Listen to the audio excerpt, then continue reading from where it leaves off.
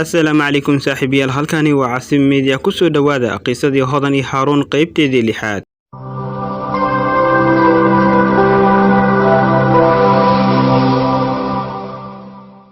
Hodan waxay ku dhacday meel buurta dhinaceeda ah oo dhagaxyo badan, dhaawacyo badan ayaa soo gaaray.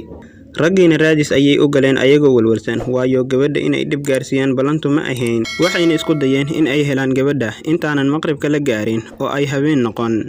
daqiiqado kadib waxay heleen Hodan oo aanan miir lahayn oo wajigeeda iyo madaxeedaba dhiig ka socdaan. Nimanka aad ayay uga cabsanayeen ninkii u soo diray gabadha oo waxay durbadiiba kula carareen gaarigii ay wateen si ay isbitaal u geeyaan, oo waxay u soo laabteen dhanka iyo magaalada Muqdisho.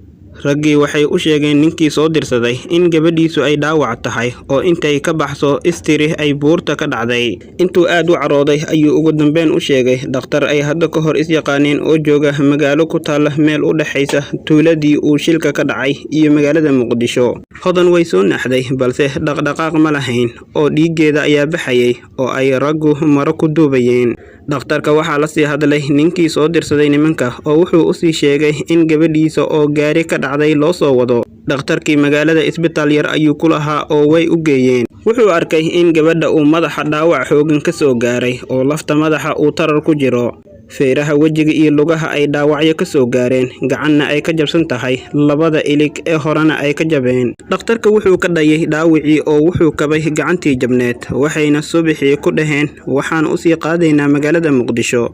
Waxay sii socdaanba waxay dhaafeen magaalada Muqdisho oo waxay tageen magaalada uu joogay ninkii soo dirsaday oo ku noolaa meel ka sii fog Afgooye. Nimankii ugu dambeyn waxay geeyeen gurigii ninkii dhalay gabadha. Haaruun wuxuu raadinayaa Hodan xalay ilaa shalay galab oo dhan, oo hal mar indhihiisu ma aysan isqaban. Siduu u qaylinayay oo uu Hodan u wacayayna codkii uu ka xirmay. Nimankii gaariga la saarnaa intay daaleen markay qoraxda soo baxday ayay gaarigii ku laabteen, safarkoodii ayayna sii wateen. Haaruun tuuladii iyo tuulooyinkii ku dhowaa oo dhan wuxuu ka soo waayay Hodan.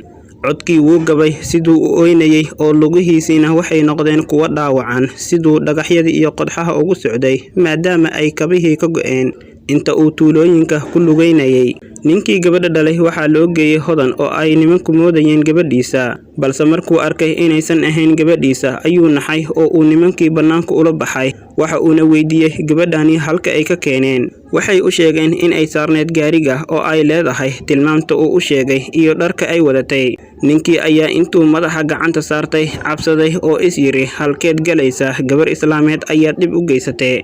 Dhakhtarkii ayaa u sheegay ninkii in gabadhiisa ay waxba xasuusanin oo ay jug weyn madaxa ka soo gaartay. Ninkii aad buu u sii naxay oo wuxuu garan waayay waxa uu ugu jawaabo dhakhtarka oo wuxuu u sheegay in ay meel sare ka dhacday gabadhiisa. Dhakhtarkii ayaa fahmay in uu ninka u walwalay gabadhiisa oo uu ka xun yahay xaaladeeda. Wuxuuna ku yiri dawadani si waxban yaan loo sheegin oo yaan lagu qasbin in ay wax soo xasuusato. Maskaxdeedana yaan culays la saarin, ayadaa si tartiib ah u soo ceshanaysa xasuusteeda. Wuuna baxay dhakhtarkii. Ninkii iyo islaantiisaba way fajaceen oo waxay sameeyaan ayay garan waayeen. Waxayna ka baqeen haddii ay baafiyaan gabadha in la xiro oo la soo ogaado in ay ayaga dhibka u geysteen. Ninkii gabadhiisii waa ay tahriibtay. Haaruunna muddo isbuuc ah waxba ma cunin. Wuxuu sida nin waalan dhex wareegayaa tuulooyinka iyo halkii ay joogto Hodan markii ugu wardambeysay. Wuxuu ku nool yahay biyo oo keliya oo xaaladiisa waxaad moodaa qof waashay oo kale. Booliska waxba way ogaan waayeen, waxayna u sheegeen Haaruun in laga yaabo gabadha in ay ku dhacday webiga buurta ka hooseeya ama ay baxsatay oo ay arigiisa rabeen. Haaruun iyo booliska waxay Hodan ka raadiyeen webiga hareerihiisa oo dhan balse way ka waayeen. Maamadii Haaruun hooyadiis ahayd arrinka way rumaysan weyday, aad bay u murugootay. Reerkii Hodanna waxa ay ku barooranayaan halkoodii. Maamadii ayaa u soo dirtay adeer Axmed tuuladii uu joogay Haaruun si uu ugu soo celiyo xaafadda oo Qur'aan loo saaro wiilka si aan asagana loo waayin. Haaruun oo xaaladiisu aad u xun tahay ayaa lagu soo celiyay magaalada Muqdisho oo wuxuu galay xaalad xun waxaana la geeyay isbitaal. Hodan ayadana waxa ay la yaabaneed halka ay joogto, ma hadal badnayn oo waxay ahayd sidii qof ka soo toosay riyo naxdin leh, laakiin aanan xasuusanin wuxuu ku riyooday. Waxay ahayd qof aanan war iska haynin oo maanta oo dhan fikiraysa balse aanan garanaynin waxa ay ku fikirayso. Hodan meel walba waa laga baafiyay oo sawiradeeda ayaa lagu dhajiyay. laakiin ninka ay la joogto qolka banaanka uguma soo saaro oo wuu qariyaa si aan loo xirin oo uu baxar u galin. muddo bil ah kadib Haaruun wuxuu noqday mid degan balse aanan qolkiisa ka soo bixin. Wuxuu ogaaday inuu nimcada Rabbi ku shukrin waayay. Wuxuu soo xasuustay sida uu Hodan ula dhaqmi jiray markii ay agtiisa joogtay 4 sano. Wuxuu ogaaday in markay garab uga baahneed uu garab istaagi waayay. Wuxuuna ogaaday in waxa ku dhacay asaga ay yihiin wax uu isaga kasbaday. Hodanna aysan u qalmin nin sidiisa oo kale ah.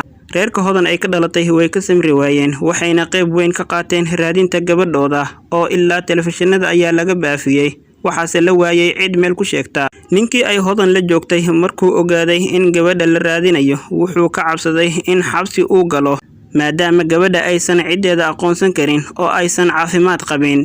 Laakiin haddii ay xasuusteeda fiican tahay uu u geyn lahaa reerkeeda.